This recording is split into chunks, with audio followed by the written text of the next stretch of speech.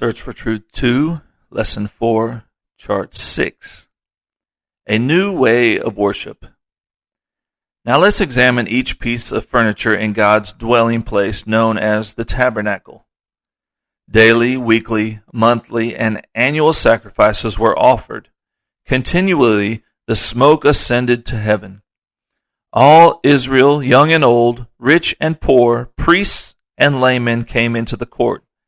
But only the priest could enter into the holy place. The high priest alone could enter into the Holy of Holies, and then only once a year. The brazen altar.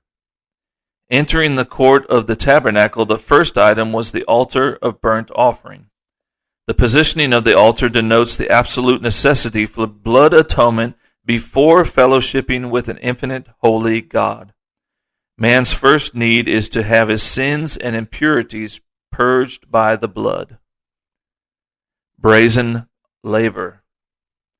Located between the brazen altar and the door to the tabernacle was the brazen laver. The laver was strictly for ceremonial washing of the priest prior to entering the holy place. Tabernacle coverings and frame. 10 curtains of fine linen dyed blue, purple, and scarlet with figurines of cherubims woven into the material constituted the ceiling or inner covering of the tabernacle. The tabernacle frame consisted of 40 gold-covered boards, 10 cubits long, and set in 40 sockets or holders of silver. Separating the holy place from the Holy of Holies hung a veil of the same material and workmanship as the 10 inner curtains. Only the high priest bearing sacrificial blood could enter this section. Table of showbread. Upon entering the holy place, to the right was a table.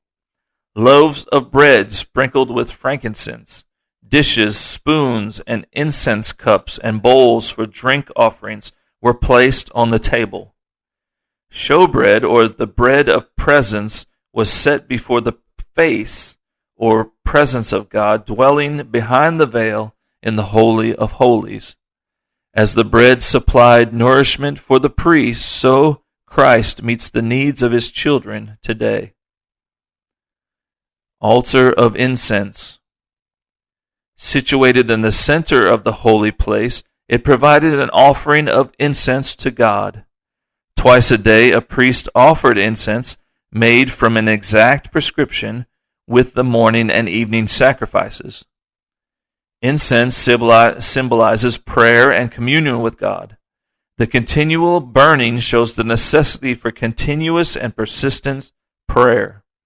1 Thessalonians 5, verses 17 and 18. The golden candlestick. The golden candlesticks was the most ornate object in the holy place. It provided light for the priests to daily perform their duties. The candlestick typifies Jesus Christ, the true light of the world. John chapter 1 verses 6 through 9 and John chapter 8 verse 12.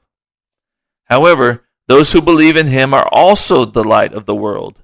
See Matthew 5 and 12.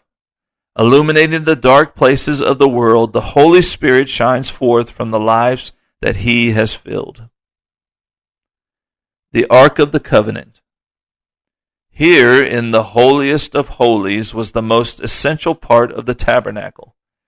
Inside this gold-covered wooden box was kept the law written on 2 tablets of stone by the finger of God, a pot of manna, and Aaron's rod which budded and blossomed.